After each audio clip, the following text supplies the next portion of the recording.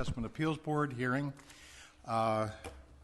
We're got a relatively short agenda, but first thing on our agenda is board members. Any comment from the board members? Staff? No. And assessor?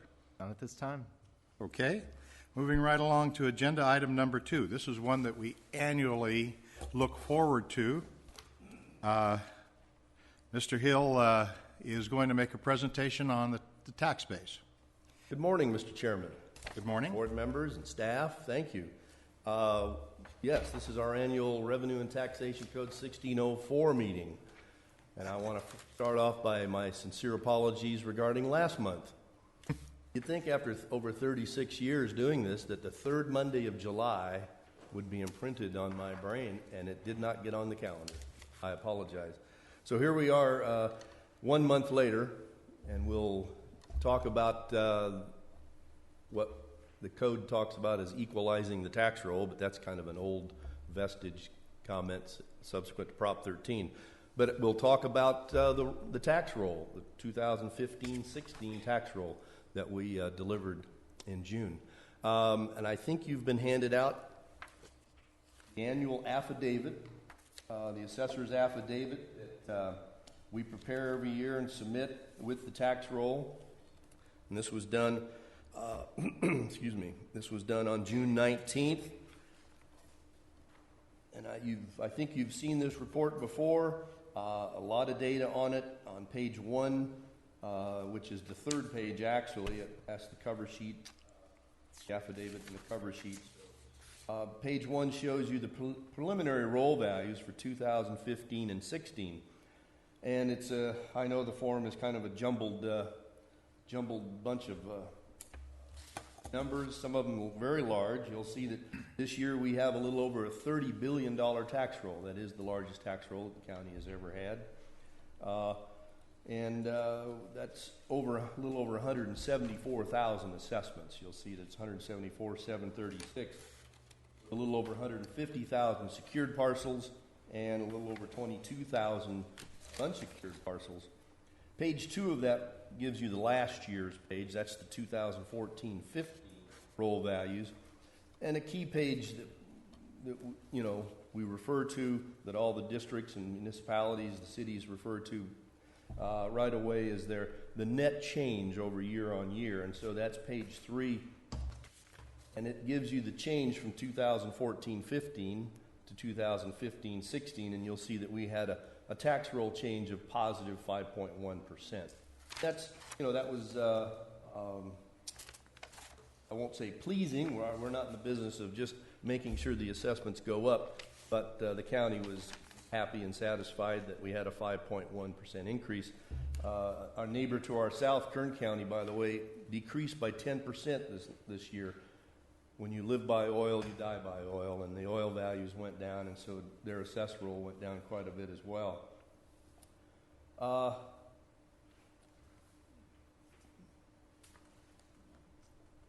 One of the key issues I think you're going to find at this level involves our Prop 8 program. That's the review program. The Prop 8 program is alive and kicking. Good morning, Lynn. We still have over 25,000 properties receiving reductions under the Prop 8 program, but this is a reduction of the peak. And our average reduction is right at $55,000. We had a number of parcels that increased in value, and that's where you may see increased activity at this level. We had 29,292 properties increase in value because of the returning market value to the residential market.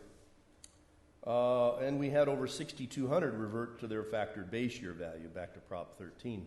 And one of the key issues that I think you'll see here, and that we in the office are talking to the taxpayers a lot, property owners a lot, is that on a Prop 8 adjustment, the assessment can increase year over year by more than 2%. Prop 13 mandates that it shall not be over 2%, but that's when it's a factored base year value assessment. And so on a Prop 8 adjustment, there is no limit as to the amount of decrease or increase. And so that's not palatable to a lot of property owners. They think that it's not right and correct. And so this may be an avenue that they wish to bring that complaint to. And so just be aware of that.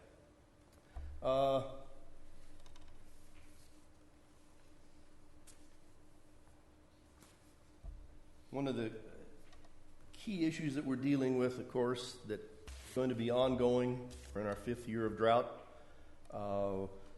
In June, we made a presentation to the Board of Supervisors. I have a PowerPoint presentation of that, and if you wish, can present it here today. It was specifically really pertaining to the drought implications as to what we're finding. And I'd be happy to go over that, present some of those slides if you wish. If not, be happy to entertain questions because it is a huge concern. The bottom line is that at the current status, with our current role, it has a very minimal effect. But for ongoing, there is no telling. I mean, if the other shoe drops and we do not, start on a reverse trend of getting, adequate water, adequate snow packs, we don't know what exactly this county, its prime economic driver is agriculture.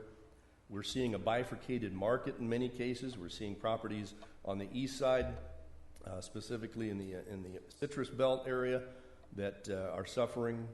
We've had a lot of acres go without irrigation, and yet we have never seen property values higher. We're having land sales in the Woodville area of $22,000 an acre. We just assume that if you boil it down, if you have groundwater possibility, if you have groundwater supply, the market is still very strong.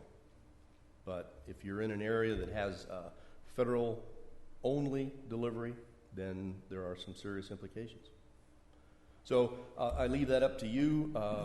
I know that you probably want to get on to other things. You have, even though you mentioned a light calendar, I see a man back here who they killed a forest with the information that he's going to be giving you. So, however you wish to proceed. Thank you very much. One of the things I neglected to do was to introduce the panel. And Mr. McKinley is to my right, Mr. Fowler, and Glenn Morris. Lance. I'm sorry. And so today we're going to be hearing our cases with Lance, Morris, William McKinley, and myself. So I neglected to do that before we started, but I'll just open it up for any questions we might have of the panel members. Roland, what is the potential for the drought damage? In other words, what could happen because of the drought? The property values drop dramatically? Very good question, because we do not really fully understand the total implication of how the ag economy affects us. From the standpoint of, do we have this on? I'm going to refer to a couple of slides here. My technical skills are extremely limited, so you'll have to bear with me a second.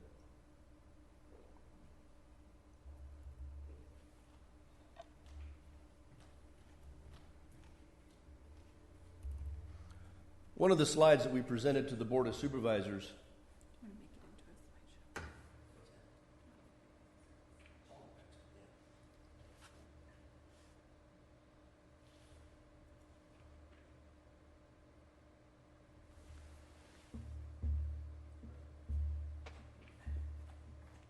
was in the immediate, to answer your question, Mr. McKinley, what is it affecting us now? We think that, these are the tax roll numbers of the prior year because we had not delivered the roll when we made this presentation. But so last year's assessed roll was $27.4 billion. In analyzing and pulling out the properties that have growing improvement values, we got to where we only have 3.3% of our tax roll in that category. Growing improvement values in the water districts, 2.3%. Getting down to growing improvements in districts with zero allocation, 1.7% of the tax roll is at immediate jeopardy. Not a significant number, although it's a large figure, certainly $500 million. But what will happen to this figure in an ongoing, truly severe stage of drought? It's hard to say. We don't know really how much of the commercial industrial portions of the tax roll involve ag-based, ag-related industries such as packing houses, industries that directly deal with the agricultural industry, and the housing market. You know, I mean, what happens to the housing market if the agricultural industry has such a severe decline that we have enormous layoffs of people that are in that industry?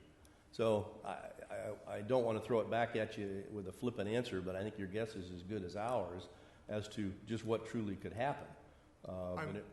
I'm hearing the housing market being affected because of little districts running out of water. Obviously we've seen that in certain areas. Even though East Porterville is an unincorporated area, we have a significant problem over there, and we are having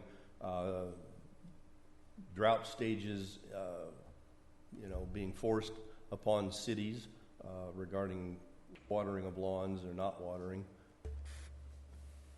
Yes. I was recently talking to a taxpayer going to have to drill a new domestic well at 400 feet. And the ag well that was just drilled last year has dropped 6 feet in the last 2 weeks. And that's just between Visalia and Tulare. So there's significant draw on the groundwater.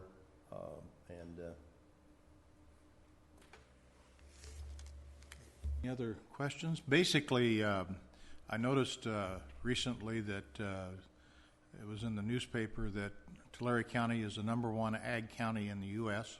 You do. I was able to rub that salt into a wound of my compadre in Fresno County, who likes to brag that Fresno County was always the #1. #2 now. And at the same time, $8 billion of ag receipts has got to affect some values of the underlying land and assessment. However, the drought puts the opposite direction on values, so it's going to be interesting to see which one is actually going to push our values. It really will. So I need to get back, and so let's see, can I use these? Yep, okay. One of the things, we had a slide, we had on as a slide, it's kind of an interesting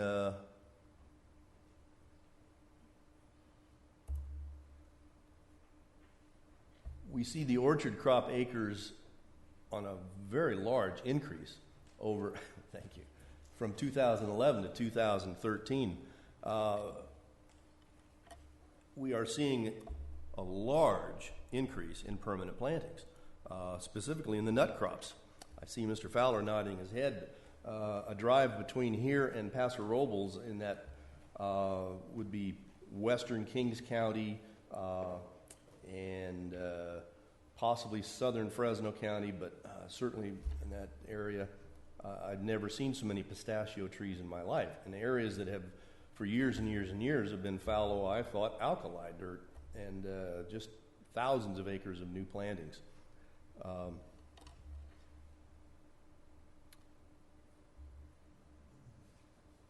We see the median value per acre on the nut crops and citrus on this slide.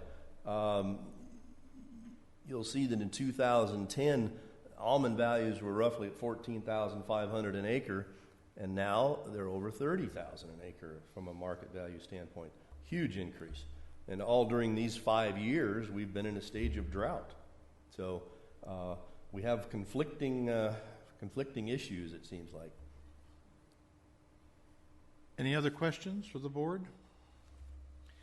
Thank you, Mr. Hill. Thank you very much. And look forward to next year's presentation. And I'll Sir, I have it on the calendar already, by the way. Thank you very much. Thank you. Moving on to our agenda, is there anyone here from Lactellus America? Yes, sir. Okay, you're number 3. Let me just poll the rest of the group. I don't think there's anyone else here. Mr. Assessor might be able to help me. California Dairies? I believe Mr. Morris is the only applicant in attendance. Okay, very good. Then if you'd like to step forward.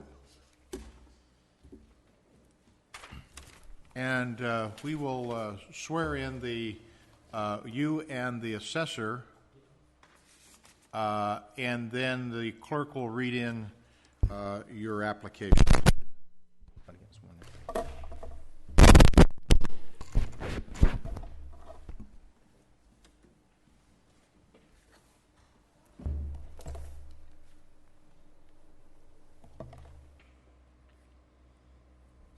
Okay, are you ready?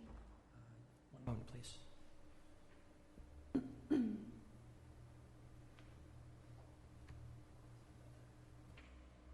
ready. Okay. Do you solemnly swear or affirm that the testimony you are about to give in the matter now pending before the Assessment Appeals Board is the truth, the whole truth, and nothing but the truth? I do. I do.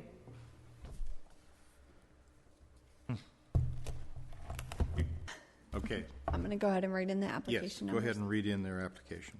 Application number 2013-00420, APN number 230-110-014-000.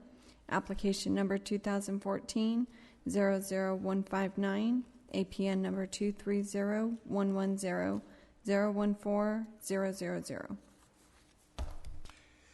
Okay, this is a case regarding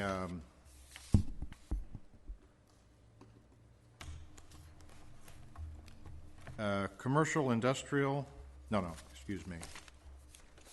Oh, I guess I was right. Commercial industrial land, everything on here, so it does not include a residence.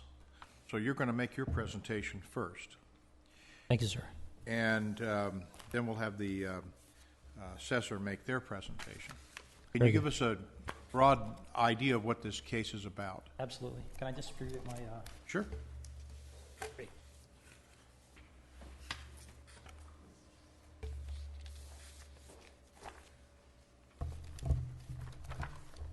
Thank you.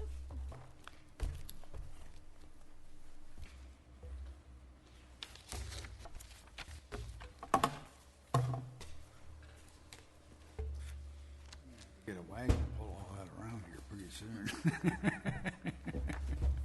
My goodness. Thank you. Thank you.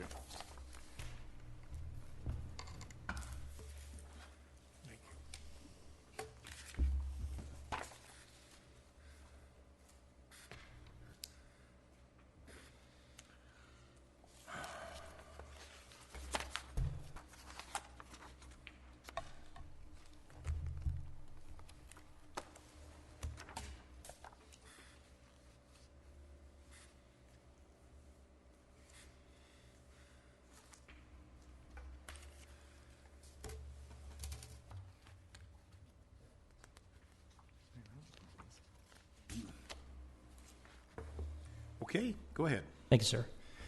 Just to go over the exhibits very quickly. Exhibit 1, cover sheet here. This is basically the crux of our case, explaining why we believe there should be additional economic obsolescence applied to the property. So we'll get into that. You could speak up just a Oh, I'm hair. sorry, sir. That's good.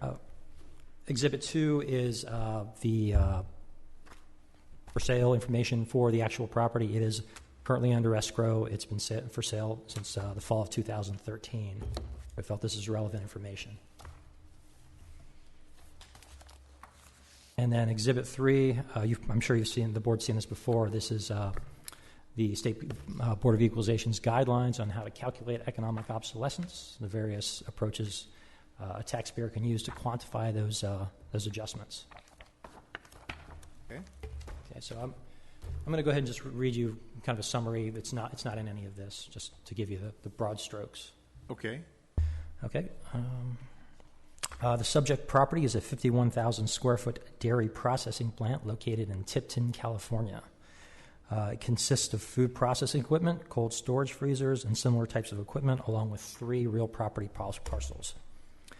The applicant is requesting the board consider an obsolescence adjustment for machinery and equipment and process fixtures at the subject property. We're specifically requesting the board to consider inutility and excess operating costs.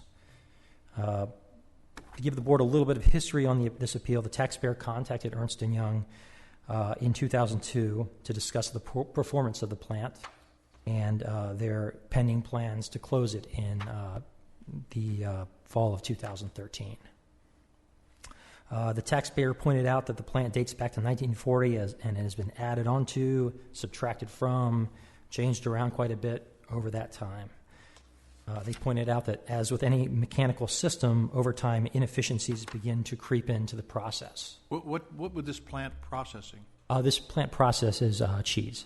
It's Cheese. processed cheese, yes, sir. Okay.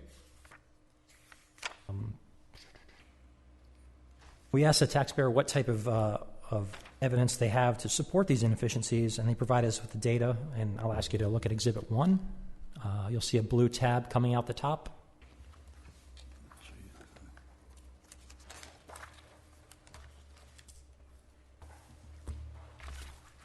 And what you'll see there in the highlighting is the Tipton plant on the left, and its raw materials, manufacturing costs, packaging, margin, all the components that make up producing a pound of cheese at the Tipton plant. And that total came out to $3.03.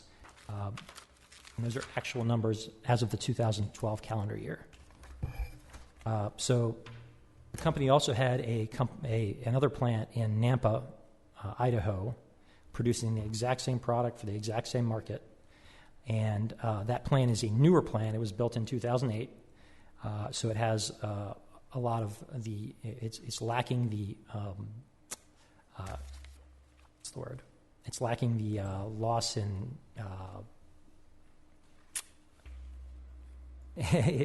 it's the modern replacement plant for an older plant. It's a good comparison between what a new plant could produce this product for versus an older plant.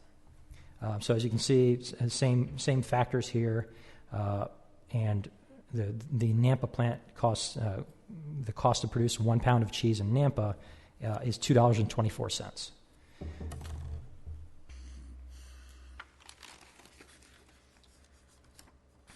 Please. Okay, so this is the information that the taxpayer came to us and said, this is the reason why we're looking at closing this plant.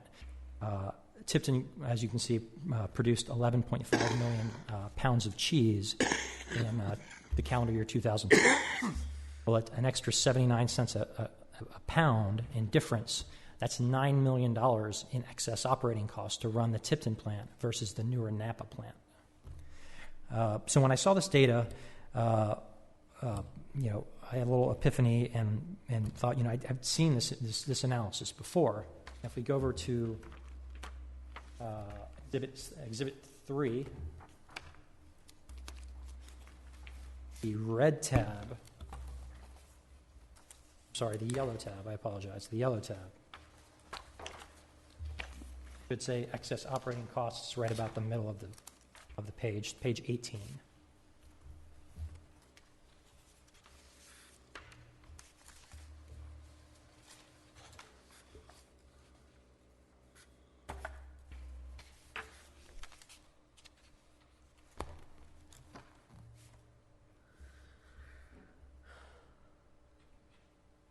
So I'll just read that aloud if everyone's prepared. Excess operating costs. Functional obsolescence may be caused from excess operating costs. In some cases, replacement equipment not only has less of an acquisition cost, but may also be less expensive to operate. In other words, operational inefficiencies in equipment may result in excess operating expenses. Examples given are labor, materials, and overhead. A method that may be used to quantify obsolescence from excess operating costs is summarized as follows. So what you're basically saying is calculate what the subject plant produces the asset at, or the product at. Calculate what the replacement plant can produce the product at. The difference is your excess operating costs.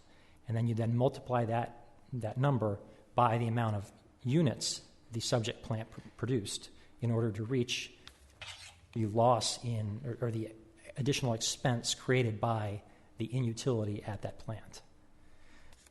Then you take out, you have to adjust for the income tax rate, because obviously excess operating costs are going to be deductible. We use a 25% effective tax rate for corporate clients.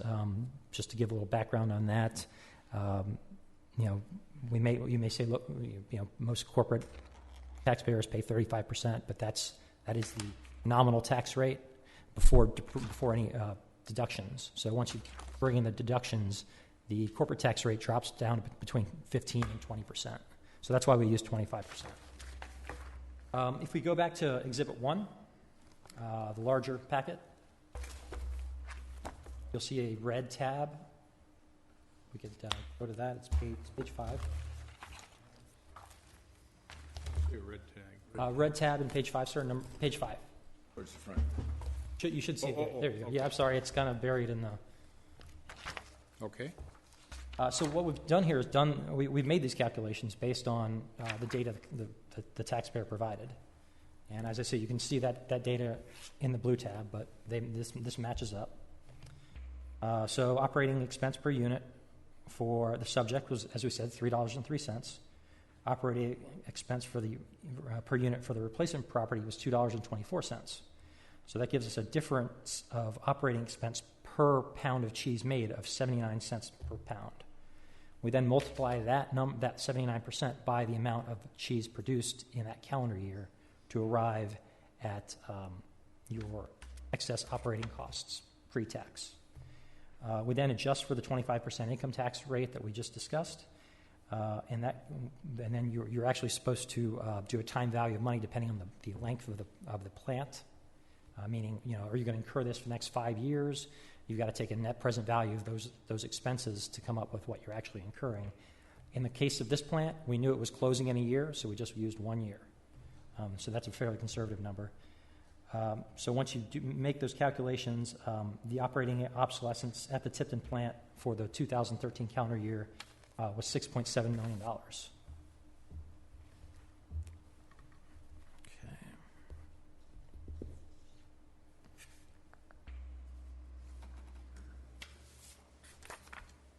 At that point, I turned to the taxpayer and said, this is a significant adjustment to the value. There's no doubt about that. We're looking at maybe 45% of the personal property value. And I said, is there anything else out there that may corroborate this data? And at that point, this is back in 2012, the taxpayer told me, it's very likely we're going to be selling this plant once it closes. We don't know what it'll sell for, but we know we're not going to get a lot for it. If we fast forward to 2015, I can tell you the plant right now is in closing. It's expected to close on Thursday of this week. I was hoping to get the closing data in before this hearing so the board would have it, but it just got pushed back, and that happens. So the agreed upon purchase price, and I'm sure the assessor will point out it has not closed yet, but the agreed upon purchase price for the entire property, that's personal property, fixtures, and the 3 land parcels, is $4 million. Much? $4 million. Yeah. There's a package on it there. Just to give you a little bit of background there, total value as of 2013 was approximately personal property, fixtures, and other components. So when we take a holistic approach and look at this plant, we know it's an older plant. We know it's got some problems with production. It's running at a very high expense ratio, I guess would be the way to put it. And we also know that what it's going to sell for. Now, granted, we're dealing with a 2013 lien date in this case, but the sale of the subject is always relevant. There's no time adjustment needed. There's no, we look at what it sold for. This is what it sold for. If anything, the market's gone up. since 2013, or it's stayed the same. But there's been no serious decline in the market value since that time.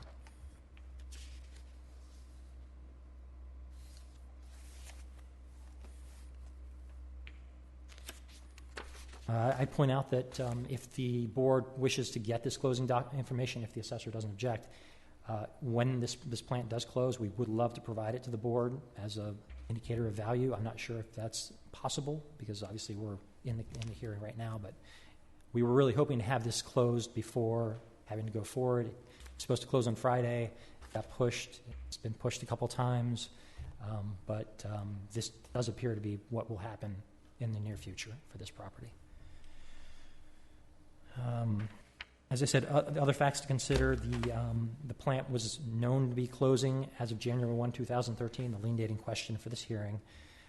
It did close in the fall of 2013, and it has been idle since that time. There's been no significant changes between when it closed in February, in the fall of 2013 and today. The taxpayer transferred production of the product to the new. Actually, I apologize. I'll let this part out.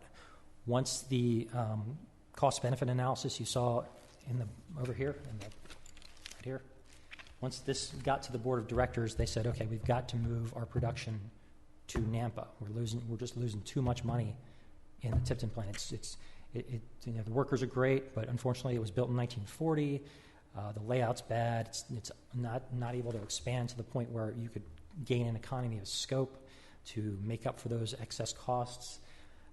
So Nampa was expanded. They spent $40 million to expand that plant to absorb Tipton's production, with the idea that they would be able to produce the product for even less, because as of this time, the Nampa plant was slightly smaller, but once you add on that 40,000 square feet, you're going to get a lot more of economy of scale there. So chances are the cost to produce in Nampa is actually going to decline even more once that component is in place, and it has recently come in place. So that's we also have an in-utility calculation. I'm sure the board's dealt with an in-utility before. It's not all that material in this case, but we did look at the production of the Nampa facility between, and this is on. You would find this in the yellow section, the yellow tab on the main Exhibit 1, page 7. Obviously, I'm sure you've seen this formula ad nauseum, so I won't get into it. But we took the 2008 production, which was the highest production the Tipton plant had experienced in the last 6 years, and compared it to 2012. And that came up with a small adjustment for in-utility, roughly about $1 million reduction. So what we're asking the board to consider is the in-utility at about $1 million, and then the $6.7 million for the excess operating costs. And I think that when you take the whole transaction and consider what it's going to sell for, that's a pretty conservative approach. We're saying the overall value in 2013 was probably around $11 million. No, I'm sorry, it would be around $13 million, including the real property parcels. And then in 14, we're going down to 10. So we're looking 13, 14, or 13, 10, 4 going forward. Right now, the assessor has it at, I believe, 19, 18, and then we've got this huge drop. And I think the evidence we're providing shows that this in-utility and excess operating cost issue dates back quite a while. So that's really our presentation on 2013. We feel that let me put this out. This is obviously, I'm sure you've seen all of this before. This is straight from the SBOE guidelines on how to calculate this, and we have all the variables. Tells the right story. Okay.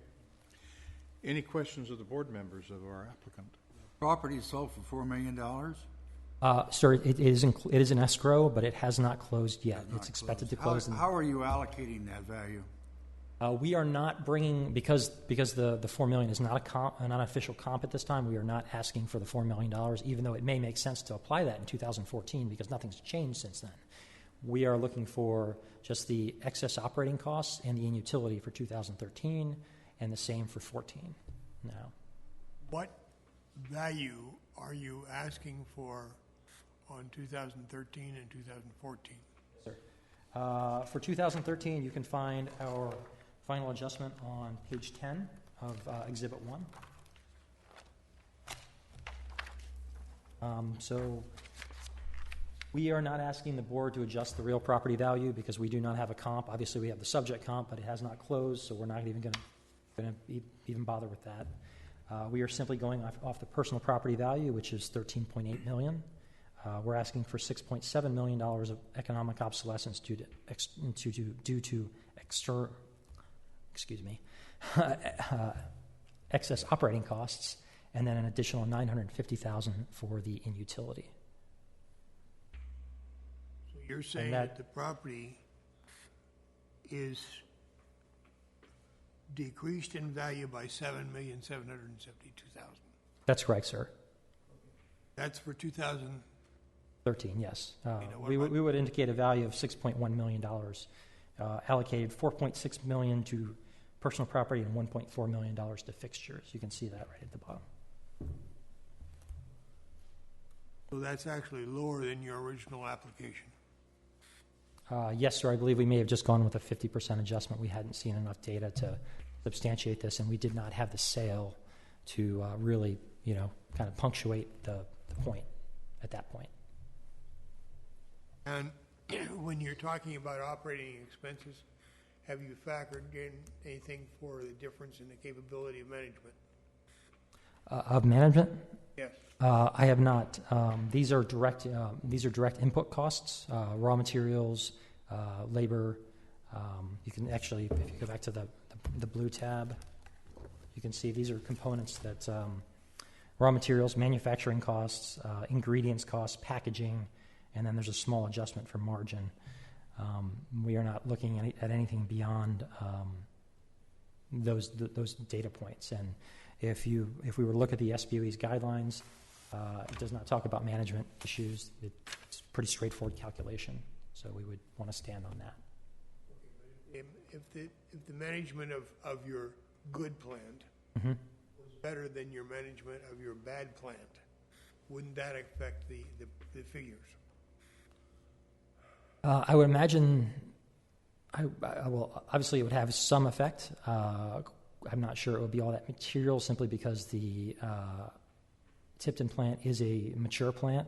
It's even more than mature. It dates back to 1940, so they've been running it at the best possible stream. Every year you're going to be streamlining the process to try to get the plant to operate at its best capacity. Then could you give me one example of why the process is more expensive on one side than it is the other? In other words, yes, I could give you several. Labor costs in Idaho are less. I won't say raw materials are less, although they're showing as less on this analysis. Ingredient costs, basically every component. If you look at the tab under the blue tab, shows that this Nampa plant can produce a product much lower. I mean, you're probably looking at more waste in the Tipton plant because the facility is older. A state-of-the-art plant is going to be designed to get the product through the manufacturing system with the least amount of waste and the best amount of speed. I would say that's probably a major difference. so you're saying one of the major differences is it's located in Idaho instead of in California. I'm saying that is one factor, and since these plants are directly competing with each other, essentially. Increased competition is one of the definitions of external obsolescence. So if you bring on a plant that can produce the product for significantly less, obviously that has an obsolescence effect on the existing plant. A potential buyer of either plant would look at the plants and say, well, I'm going to offer you a lot more for the plant that can produce the product for a lot less than the older plant that costs significantly more to operate. I have no more questions.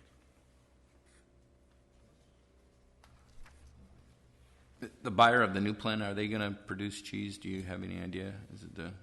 Unfortunately, we've been kept in the dark on that. They do intend to do some food processing, but we have not. Obviously, we did not. The client did not sell the rights to their product. They didn't sell their intellectual property here. This is simply a real property, personal property sale. So I'd imagine it's designed to do that, and maybe with a different product or maybe a lower tax base. Obviously, they're going to. The new buyer is going to believe that the $4 million purchase price is a fair market value purchase price simply because the plant was on sale for over a year and a half, and they bought it at that point. And that $4 million was the property, the equipment, everything. The equipment, the property, and 3 real property parcels that are currently valued at $3.7 million. So there's a significant difference between this impending sale price and what we've got on the roll. Ingredients. You've got as a factor of the difference in value. What's the ingredients? Milk? I'm not sure it's milk. My understanding is Mr. Rosales, who was the appraiser that was handling this before, Ms. Padilla, asked about that. I believe there are other components going into this process that are not directly related to milk, and that is what that is. And this plant produces what kind of cheese? The actual name of the product is Mozzarella Fresca. That is the actual product, and this Nampa plant is producing for the Western United States. They're taking over Tipton's customer base. Is there any? And I don't know. I'm just asking. Fundamental difference between the other cheese plants in the area. I know that we've got substantial other cheese processing plants that may be processing a different product, but in effect, would you say that this obsolescence is based upon the way the machinery in the plant, or the way that it's organized, or a combination of both?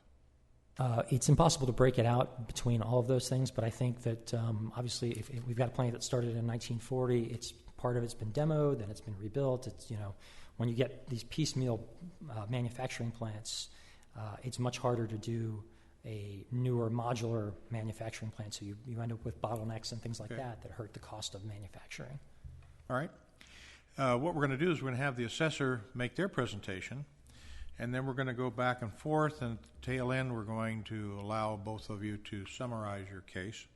So I'll go ahead and let the assessor make their presentation. Thank you.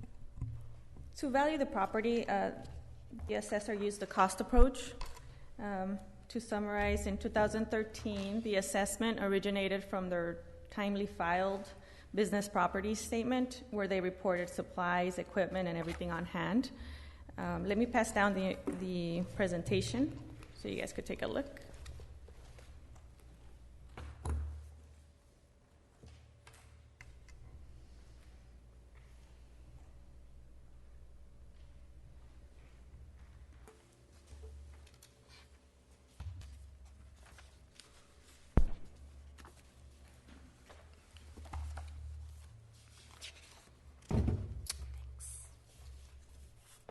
Thank you.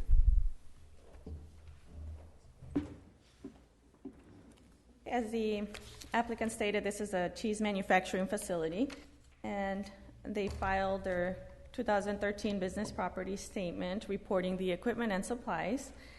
Exhibit B shows a copy of that.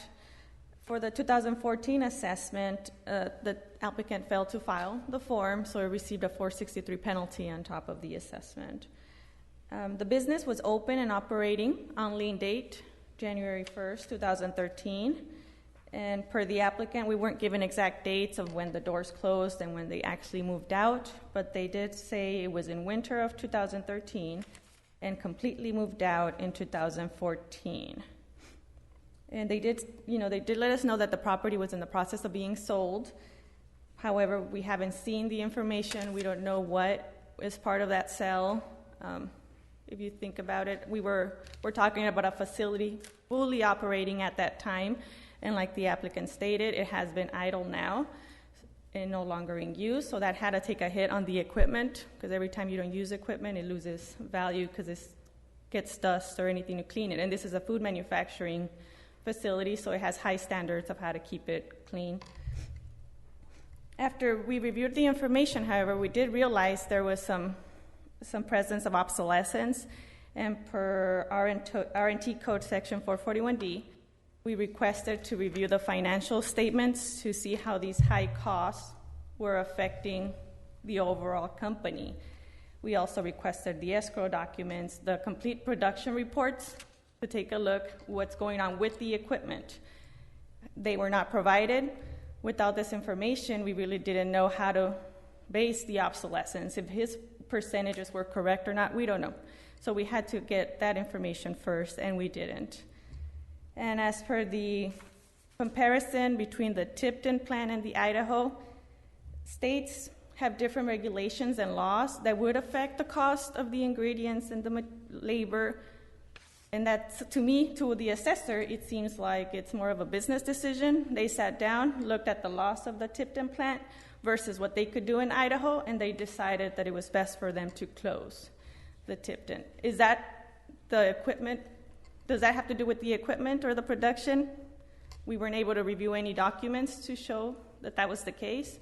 But for the assessor, as of right now, with the limited information we have, we feel that the assessments in question should remain the same. Pretty much. Thank you. Okay. Any questions of the panel members? What information, just summarize again for me, didn't you receive that you requested?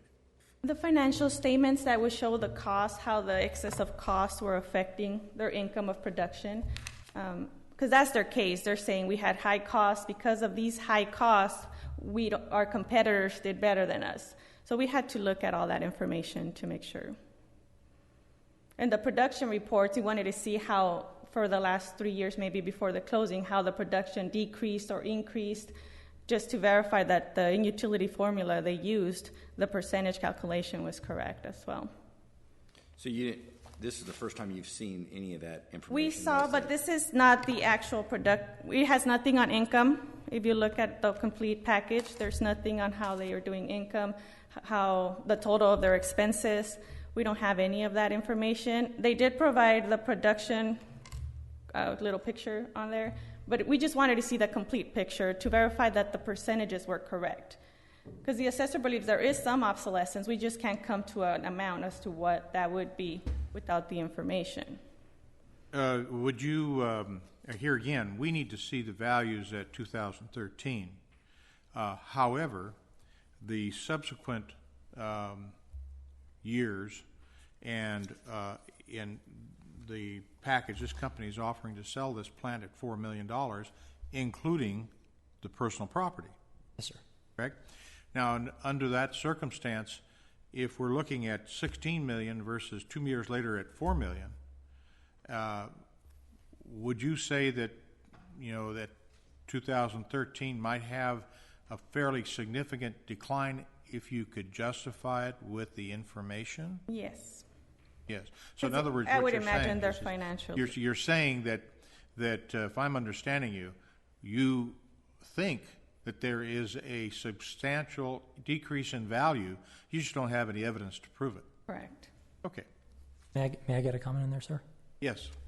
Well, we're going to get into a situation, might as well go start right now, where the two of you can start basically rebutting each other and We whatever. want to keep this civil. We'll go ahead and move into that right now. Go right ahead. Okay. Obviously, Ms. Padilla mentioned that the information related to the plant's income was not available. Just to give the board a little background, there was another appraiser assigned to this case prior to Ms. Padilla. We presented our 2013 case to him and said, and asked for feedback, and he really went to our analysis on the excess operating costs. He says, "Let me look at these pieces of data. I need to see those." And I said, okay, we'll do what we can. And the taxpayer came back and said, look, guys, this plant is closed. I'm going to have to send somebody in there to find this stuff. I'm not sure whether they'll find it because they're not the people that used to record it. We're not sure we can get that. They did get that. And we were expecting a stipulation, to be honest. But then Mr. Rosales came back and said, well, we need a little bit more than that. But we had kind of given the assessor a cutoff and said, hey, this is, we can get you this, but you've got to let us know now. And he focused on the production data that makes up those excess operating costs, which we provided. I would also ask the board to have a look at Exhibit 3, the final page. Actually, the second to final page. No, the final page. I apologize. This section deals with assessor evidence. The last two items, just before it says some area of the county should consider, the last two say Board of Directors meeting notes and internal memos. I would test, this PDF from Exhibit 1 is directly from the Board of Directors meetings, and this is what this is how they decided to close the plant. So I would argue that this is relevant information that meets that requirement.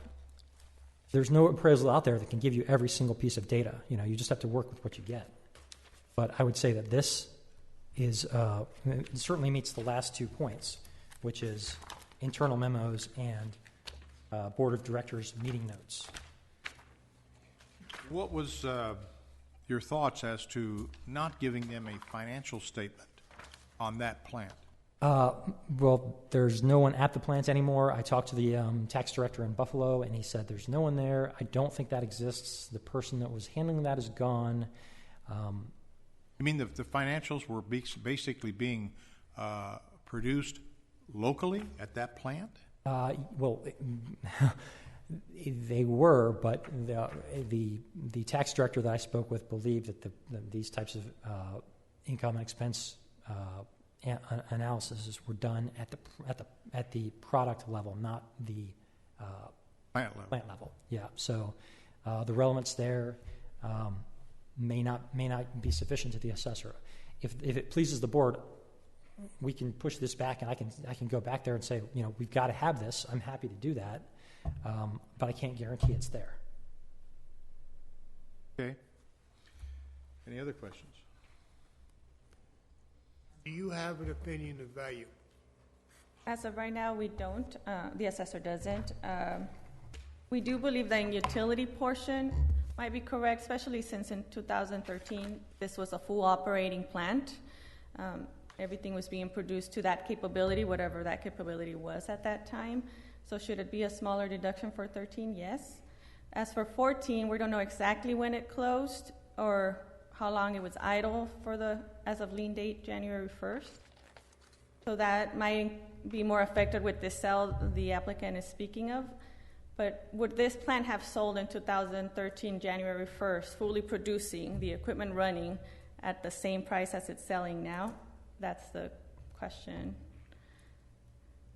As to the value, we don't have a specific calculation. How can I be assured that the buyer is independent? You can only take my testimony that they are. I did ask that question. The properties, as I said, the property's been on the market since the fall of 2013, and we are just now getting a buyer now. So that's a. Then let me re-ask the question. Is the buyer in any way related to the seller? My understanding is they are not. Understanding. Yes. I've seen no evidence to suggest that it's being transacted to another entity within the corporation. It seems to me, Mr. Chairman, that we're being asked to take a value against no value.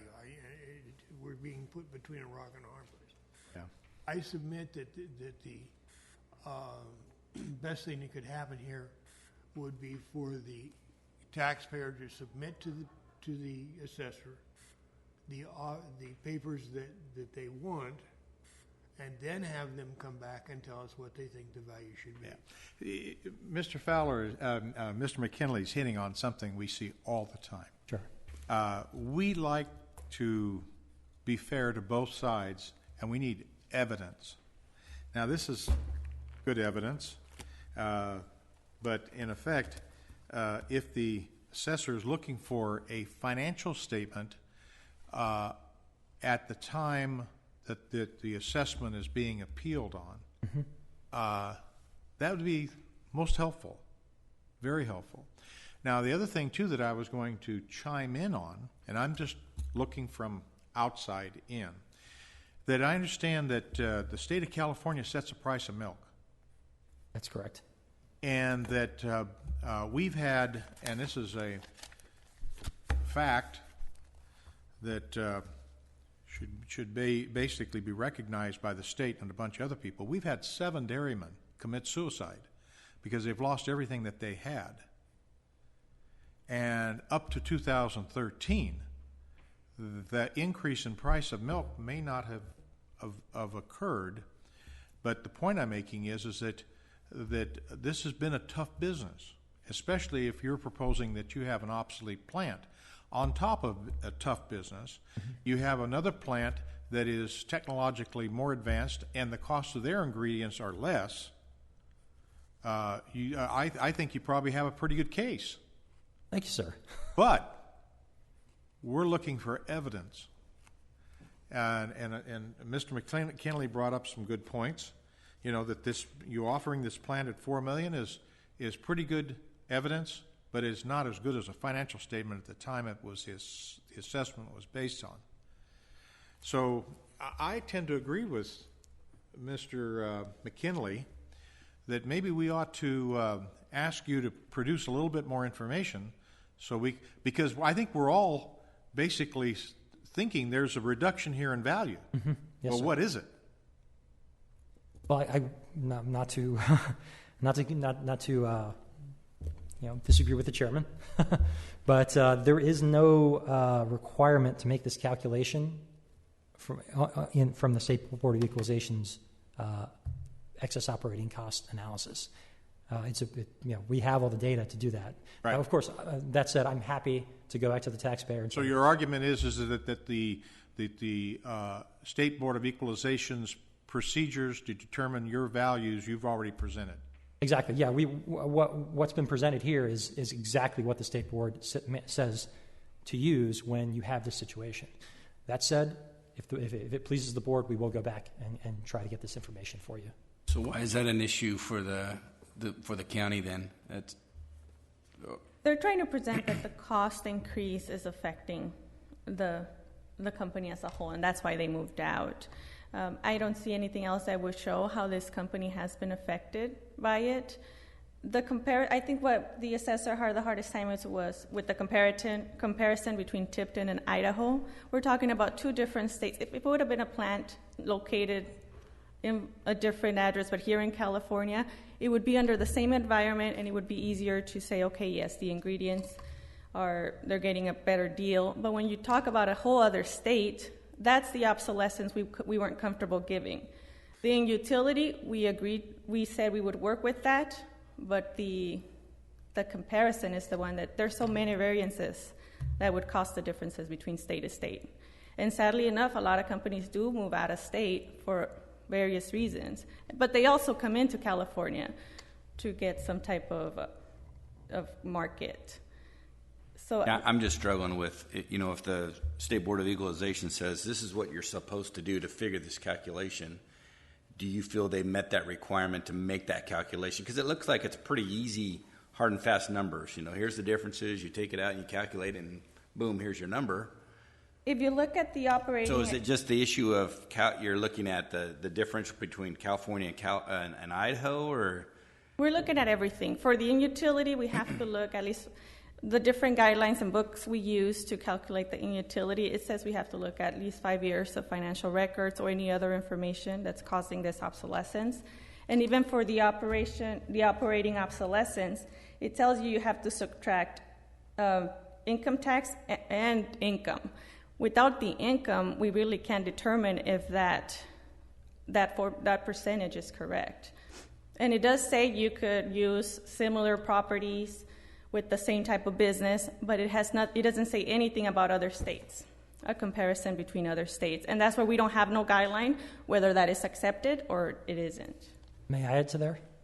First, I believe Ms. Padilla stated that you have to subtract net income from the analysis. No, income, not net income. You have to subtract income tax, which we estimate at 25%. You do not subtract That's plant's income. So it's not a variable in that calculation. All the variables we've brought forth are supported. With regard to the question of an out-of-state plant, I'm sure the board's seen this. This is the ASA's textbook on appraising machinery and equipment.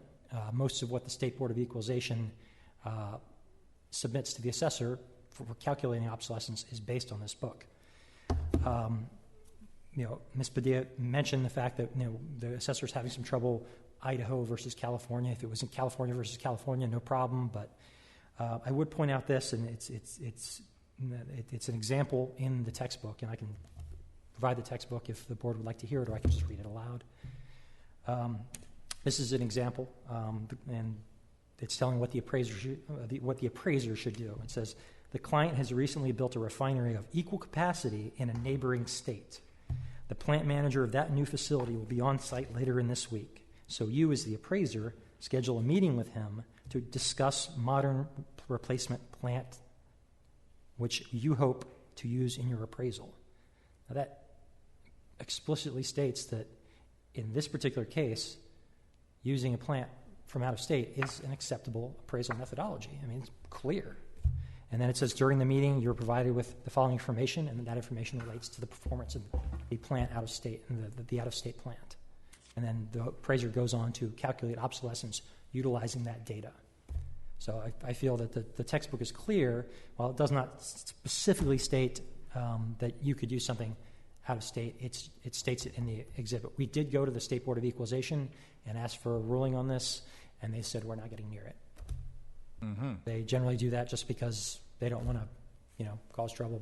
I said, hey, this hearing's coming up. Can you give us some guidance? It'd be nice if you could say, hey, that's okay. They said, well, we're not going to. So here we are. We're not going to get in the mix. Yeah, so that's where we're at. So this is the exact same cheese made in California and Idaho. There's no Exactly. difference in the product mozzarella line. Fresca I was going to bring a tub in, exactly the same thing. They're going to be sending it out here to sell on the open market. Yeah, so it's same thing. Yeah, in fact, the Nampa plant is going to be much larger than Tipton plant. What's Nancy then? Nancy was a possible location that didn't come. Oh, okay, because there was 3 columns there, and there's no data for that was a projection. Could we do it there? They decided to go with the Nampa option. Okay. So that's it. That's where we're at. And like I said, we're happy to go back and try to get this data, and we'll throw in the fact that with the plant closing, we'd want to bring that in as well. That does hurt the assessor's case, in my opinion, especially on 2014. We're gonna ask for $4 million for 14 because it changed. So now, if we find against you, it's going to raise the cost of pizza. Well, no, because you're going to be able to get your pizza from Idaho or cheese. Well, we're somewhat doing what we're intending to do is to summarize your case, and then we're going to come back to the board and ask whether we want to take this under advisement, rule from the bench, or ask for additional information. Those are the 3 possibilities. Of course. And so I think if everyone is in agreement, we'll do a summary, quick few-minute summary. Okay. Starting with your position as applicant. Okay. As mentioned, the taxpayer closed the subject property, and the reason they closed it were these excess operating costs. The subject is a very old plant and suffers from a high degree of functional and economic obsolescence. The SBOE instructs assessors to consider this very factor when calculating obsolescence in manufacturing facilities. It's that simple. The taxpayers indicates the value of the $6.1 million accurately reflects all obsolescence in 2013. As you know, the taxpayer is on the verge of selling the plant, so that we feel that's a relevant comparable.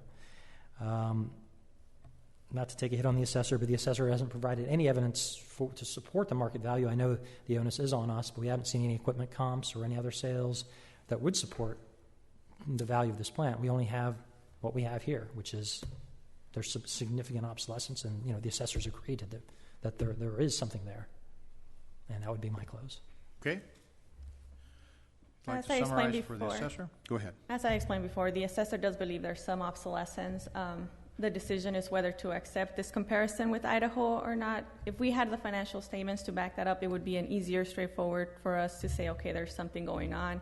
We could back that reduction. But as for right now, the plan in 2013 was fully operating. It closed its doors sometime close to lien date 14. Without the escrow instructions of what's actually sold, we really don't have any information to base a reduction. Okay. Now, bring it back to the panel, starting with Mr. McKinley. What would you like to do? Well, at a minimum, I want to take it under advisement. Okay. I agree. But I also think that it would be wise to insist that the assessor get the financial statements. So you would request that? Yes. Okay. I'm struggling with the relevance of that. Because it's not part of the calculation, correct? Income is not part of the calculation to figure obsolescence? No, but you could use the percentage of loss to use it to see if the percentage they're using is okay, but it's not part of the calculation itself. That's all I'm struggling with, Mr. McKinley. We could request that, but it's not going to change the calculation or the numbers. I would, if I may get there, I would also point out that in order to really quantify the changes in excess operating costs, we would need to go back to basically when the plant was new in 1940. That could be a tough thing to do. I mean, because if you look at the last 5 years, they the expenses may be flat because these issues already exist, and we made that comment to the assessor. Well, I'm going to ask you the question. Would you prefer supplying us with additional information, or are you going to, your position going to be that we've already done what the law requires? I believe that we met what the State Board of Equalization's requirements, but I am, of course, I want to give the board all the information they need to make a decision here. Again, we would bring the sale price in, so that's a firm comp. So that would obviously have a very big effect on the 2014 tax year when you're, as of January 1, the property was completely vacant. I would like to see that, for sure. So I think what I'm hearing is that we'd like to continue this and allow you 30 days to present the assessor with additional information that you believe is relevant, and then we will continue the hearing. This requires one more trip on your part. No doubt. Is that okay? Yep. Okay. If that's the case, then I'll entertain a motion to continue this with the request of additional information on your behalf going to the assessor. May I ask that we get a little bit more than 30 days, just in the off Make chance it 60 days? Yeah, just in case the close gets pushed back again. We don't have any time limits to your. I'm happy to sign a waiver if that's a requirement. You will sign a waiver if Of that's course, required. sir. Okay. So, I move that we. well, hang on a second. Does the assessor have any issues? The assessor just asked that there be some specific stipulation on what information he's going to provide. Your request to him was provide information he deemed relevant. Well, he could deem what he's already presented relevant. Well, let me ask you, what information would you be interested in seeing, other than a financial statement? As Mrs. Padilla stated, one of the best evidences of what this is actually worth, both building and equipment, is that sales price. We'd love to see the escrow instructions. I'd like to see that. That's exactly what we were asking. Well, and to determine specifically, was all the equipment included that's currently being assessed? Right. So it helps to verify exactly what we're dealing with in that $4 million. Then if he can provide those while Yeah, Mr. maybe they Moore's moved being- all the valuable equipment up to Idaho. Potentially. Well, sir, you can check Exhibit 2. You can see everything that's in there. You can see the food processing. I would just It's say right this there. is just an advertising bulletin. This is not the closing documents. This is nothing more than what was That's potentially absolutely offered. true, sir, but it does list what they're selling. And It doesn't I'm list going to the guess if you listing- bought a house and suddenly there's no hardwood floor. It doesn't list what was included in the final sale. That's absolutely true. And so, no, you can't use that argument there. So we would ask, too, that they would also potentially provide the documents that would help us go from this, what we believe to be a just value, from where we were currently at. Because right now, the only thing we have to go off of is what they reported themselves. I understand, and that's why I raised the issue, what your objection would be. What kind of additional evidence are we asking for specifically? And I think you have an idea of what the assessor is saying. We definitely would like to see if this should close in 60 days, what it closed for, and who bought it. Yes, I think that's very relevant information, sir. Okay, is that fair? Is that really relevant to 2013, though? When it's I understand that, but in effect, basically what it's doing is showing us a trend from the 13 downward. In other words, we're trying to figure backwards. It's like trying to figure the value of land based upon a development procedure and subtracting back. It's basically giving us some kind of an idea that there's something there. I think everybody, including the assessor, is saying, well, we think that there's some kind of a reduction in value there. We just don't know what it is. And that's what we're really trying to, and if I'm understanding this correctly, that's what we're trying to find out. Correct? Okay, do I hear a motion to continue this case for 60 days? I move that we continue this case for 60 days. And the additional information to be forthcoming based upon what the assessor is looking for. Yes, sir. Okay? I'll second that. We have a motion and a second. All in favor signify by saying aye. Aye. All opposed? Hearing none, motion carries. Thank you very much. Thank you, and board we'll members. see you in 60 days. Yes, sir. Where are you out of? Where are you out of? Los Angeles, but it's just a quick 2.5-hour drive. As long as I leave at 5 a.m., I'm here on time. Very good. Then we're going to continue agenda item number 3 for 60 days. We also have a 14. Is that also? What's that? We also have a 2014 scheduled for today. Obviously, that's going to be pushed too. Yes, Okay. basically both of them will. Okay, great. And agenda item number 4.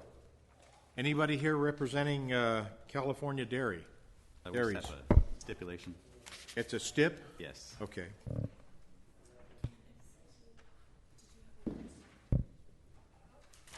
And Mitchell Brown, General Engineer. Items number 5, 6, and 7 are actually all the same applicant, and we have been in recent discussions with the applicant over them. I believe he withdrew item number 5, if I understand Yes. correctly, Madam Clerk? That's the granite pit, right. That is correct. And then items 6 and 7 are going to be a very interesting legal issue the board will get to hear later this year. Mr. Brown has requested that we move this out towards January when it starts to rain and his gravel pit fills up with water and he can no longer dig. So he has go ahead, I think, asked to... What happens if the drought continues? He'll have a very profitable year, I assume. But so items 5, 6, and 7, one's withdrawal, and the other 2 are going to be postponements to probably a January date. So 5 is a withdrawal? Correct. And numbers 6 and 7, are we going to continue, or are we going to deny for non-appearance, let them... We have agreed to postpone with... Postponement. I think we're actually using our matter of right postponement. While the taxpayer is not here, I do believe the board, under our local rules, has to approve the postponement. Okay. Postpone to what date? The January hearing would be lovely. So January, we'll look that date up, 2016. Okay. And Beckman Coulter. They're always an interesting case. What's going on there? After a little work, we finally have all the information we need, so we'd ask for a postponement on that one. Probably Till when? Next month? Okay. Say that again, I'm sorry. At the last minute, they have provided exactly what we needed. All right. We're asking to use our postponement. Oh, you're asking for a postponement? We just couldn't get it all together in time. They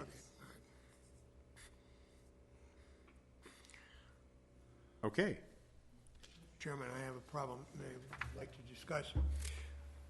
On Mitch Brown, if we were doing anything of importance, I would have to recuse myself. Okay. I think that perhaps I should be recused even from this vote? On the withdrawal. On to postpone or withdraw, yeah. Well, the number 5 is a withdrawal. Yeah. Well, withdrawal, I have no problem with, but Right. But in effect, then, the other one, 6 and 7, you would have an issue. yes. Okay. All right, now, if it's postponed, you may or may not be on the board in January. At that time, you could tell us, you know, I'm just asking your advice. You know, it doesn't up really to make you. any difference to me because we're not making any decisions. Right. Yeah, I don't see it being an issue to postpone. I think it's a stipulation between the parties to postpone it, so I don't think there's an issue. Okay, fine. For us just to vote on it, yeah. Now, if we were to be the one If it asking was for the to- postponement, that might be another issue, I think, potentially. yeah. Okay. Okay. And in closed session, there's nothing stipulated there, but we've got a case that we were considering. Yes. Is that something, this is, there's no need for us to agendize this. We can go ahead and hold our closed hearing session regarding on the one case that's being pended, or does it have to be agendized? I believe that this board can go into closed session, and we've been mentioning every time that you intended to go into closed session. Session so regarding- I believe it's fine. Yeah, okay, all right. Then that's going to be you and I. 50-50, huh? Can't wait, huh? Okay, so let's go ahead and go back to agenda item number 4. Read in your stipulation, and we'll go ahead and get that one out of the way.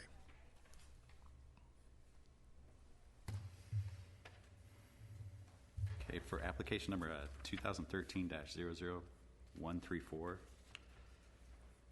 basically this plant was built to produce a product that was later outlawed, and the other part of the plant has never worked or produced. So we're giving it a reduction of $4,779,680. Is that on what? Whole thing? What do you mean? Land? No, just on the personal property and trade. Oh, just on the personal, okay, that's what I was asking. It was outlawed? That's what they told us, yeah. Wow. It sounds Raw kind of milk? intriguing to me for what was outlawed? The value again was what? This one's the smaller one, $4,779,680. Outlawed milk product. They make cheese too? What's that? It's got to be They some make kind of cheese cheese too? product or something. They made yeah. powdered milk, I think. They couldn't do it correctly, so they keep coming in to rebuild the place, and it's just not. Okay, so this is on application 213-00134. Yes. And how about 133? Oh, just a quick question. Does the clerk need him to read the actual numbers in for the auditor That's what I was asking. changes? So, Yeah. Madam Clerk, would you like him to go ahead and read those figures Yes, for you? please. Okay, go ahead.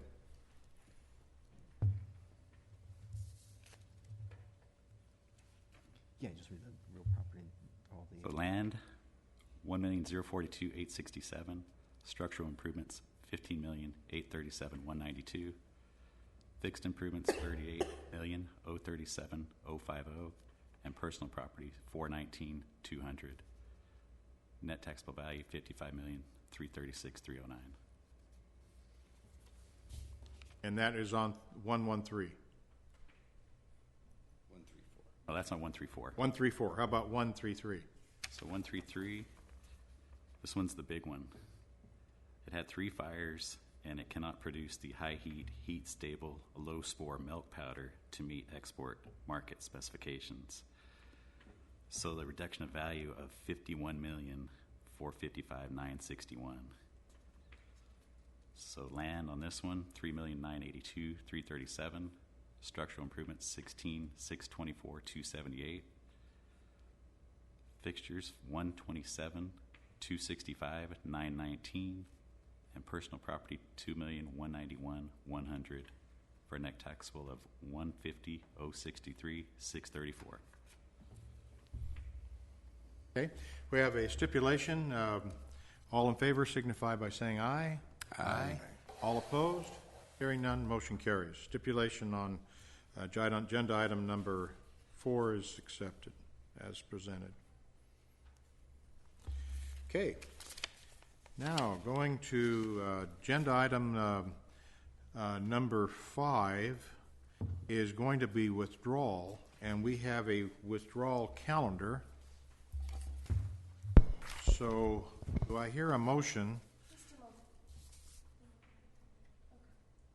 Okay. Motion to accept agenda item number 5 and the withdrawal calendar as withdrawn. I move that we accept item number 5 and the withdrawal calendar as withdrawn. Second. Have a motion and a second. All in favor signify by saying aye. Aye. All opposed, motion carries. Takes care of those. Now, agenda item number 6 and 7 is a postponement requested by the assessor. Correct? And January, what is our date in January to be heard? I don't have it yet. But we'll just go ahead and schedule it for whatever that date January, is. yeah. Okay? Now, that's a postponement till January. Let's go ahead and have a motion on agenda item number 6 and 7. I move that agenda items number 6 and 7 be postponed to the January meeting. Second? Have a motion and a second. All in favor signify by saying aye. Aye. All opposed, hearing none, motion carries. Now, agenda item number 8. This is also a postponement to September.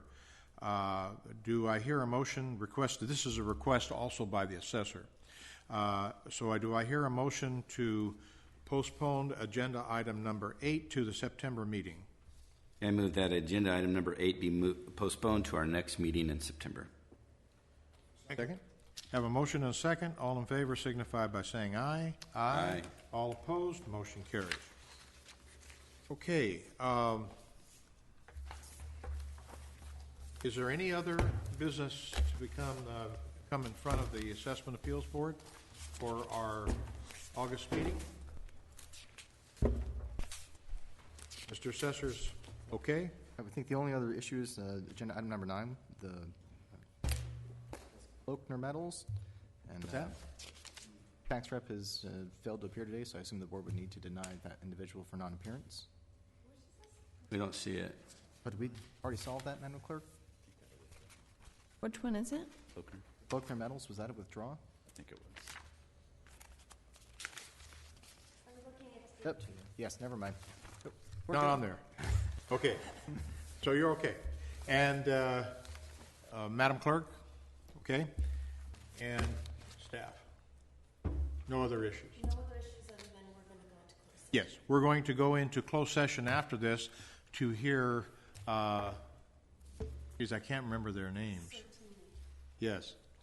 And that'll be Mr. Fowler and I. And hearing no other business in front of the Assessment Appeals Board for August 17th, the meeting is now closed.